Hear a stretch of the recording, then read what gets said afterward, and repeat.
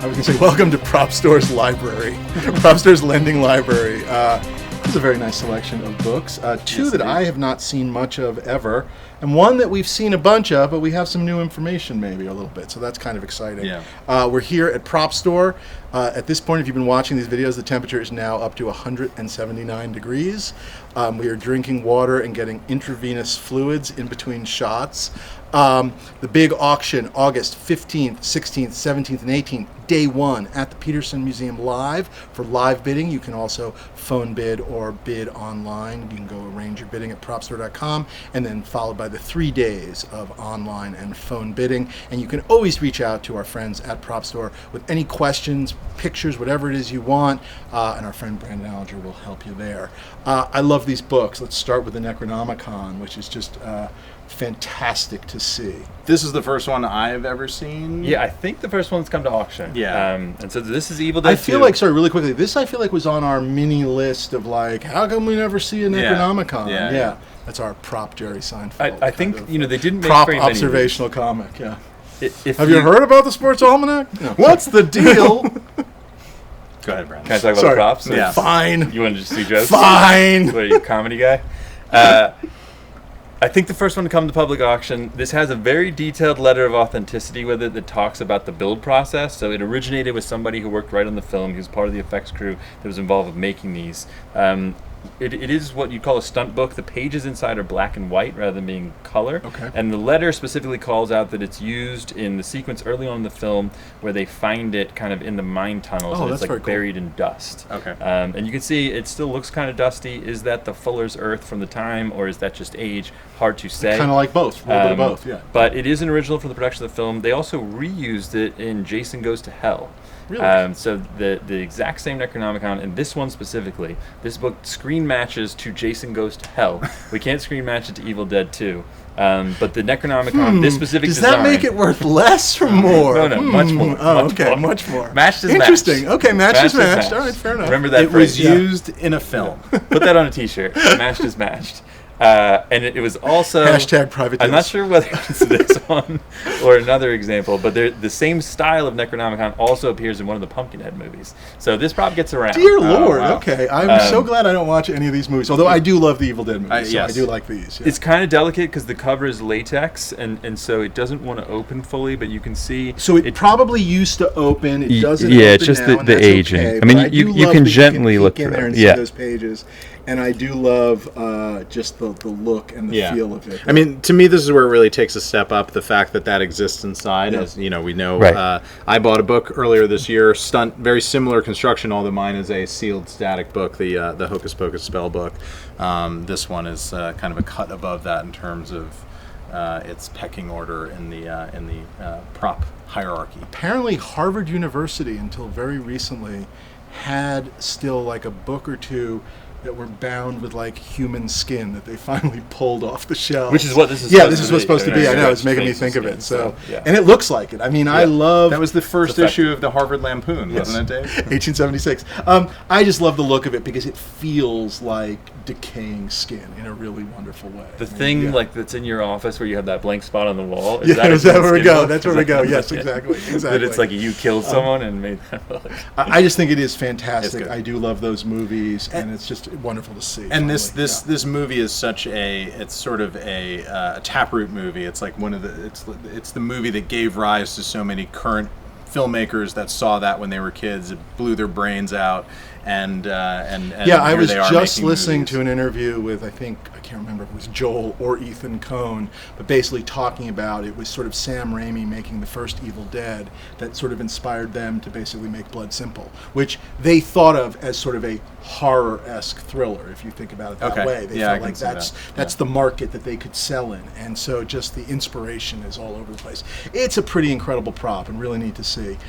In the same horror vein, we'll jump over here.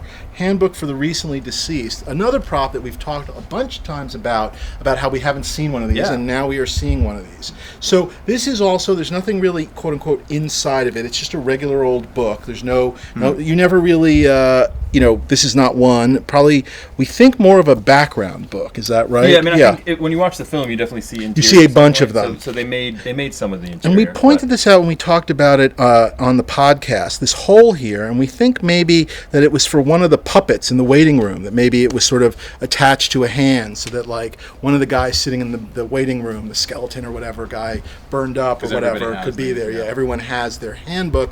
Did you bring your handbook? No, were we supposed to? Whatever. So I was very excited to see this. I think, I love books, obviously, that where you can open up and see stuff. This one doesn't have that, but this whole, I kind of think, does things for me in the sense of like the screen usage that I really dig. I really love this, and just was really pleasantly surprised to see it, and very reasonable in the grand scheme of Beetlejuice. A nice starting bid that feels like, I think it's going to get blown away, but still a good starting point. It gives the illusion of the illusion of I could get it, yes, even if I can't. But something I'll be keeping my eye on. I'll hand that back to you. And then this, we see a lot of these, but this is actually a very cool one. The Sports Almanac from Back to the Future 2. There were a lot of these actually made for the production, but there are, I guess there are tells, and I don't know how much we want to talk about. We should say the following, which is basically, these were made by Earl Hayes Press here in Los Angeles, who basically made newspapers for the Superman movies. They made newspapers and like documents for printed props for the history, almost decades. The history of Hollywood. For the film business. And so when they made these for the movie and made a lot of the, Inventor Brown goes to the insane asylum, all the various headlines and whatnot, they made a crap load for production, and they also made extras that they kept. And so for years, you could get one that was made by Earl Hayes for the production, but not used in the production. Then there were, of course, production ones. And now Earl Hayes is making replicas, modern replicas, that they say they're making differently. So I hope that is true. I have not checked those out personally yet, but hopefully they are different enough. This is one that we believe is an older original one. It's been in the same collection since the 90s. Yep, same collector has owned it. And there are some specific tells with just the way that the cover wears that is different to the ones that they're creating today. Yeah. Really, really nice. Some nice wear on it in general. Just a good piece. I don't know. I've always wanted one and always been a little scared. That's my honest answer. But this one intrigues me. Yeah. And another Back to the Future piece we're going to show off. And this I'm really excited about. This is Back to the Future, the ride. There's actually a set of these. I think there's about 6 of these little paintings, but what makes this so cool is it's Ralph McQuarrie. Ralph McQuarrie, which is a good time to mention the Ralph McQuarrie book, written by me, Brandon Allinger. And me, Wade Lejost. If you were Wade, that book would have been done so much quicker. I can't even believe it. But check out our Star Wars Art of Ralph McQuarrie book, which is pretty incredible. These are not in it, but they're pretty wonderful. It's Star Wars. Yeah, we got all the Star Wars art. So all the Star Wars art.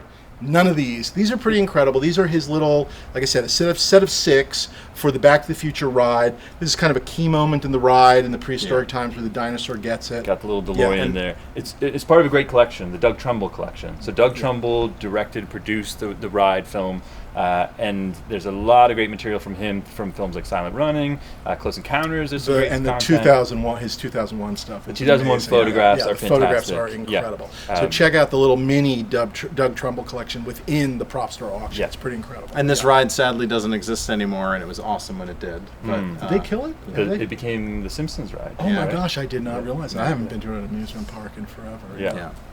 Although this is a lot like an amusement park. I'm very hot. I'm sick of standing. You're charging me for drinks, Brandon. It's a lot like an amusement park. I've had 15 churros.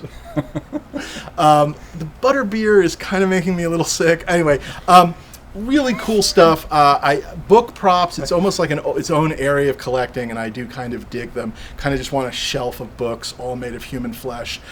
Check it out, the Propstore auction, August 15th through 18th, and watch all our videos. Subscribe to our YouTube channel. We'll be back with more as we see if we can get a little warmer in here. Maybe something with coats.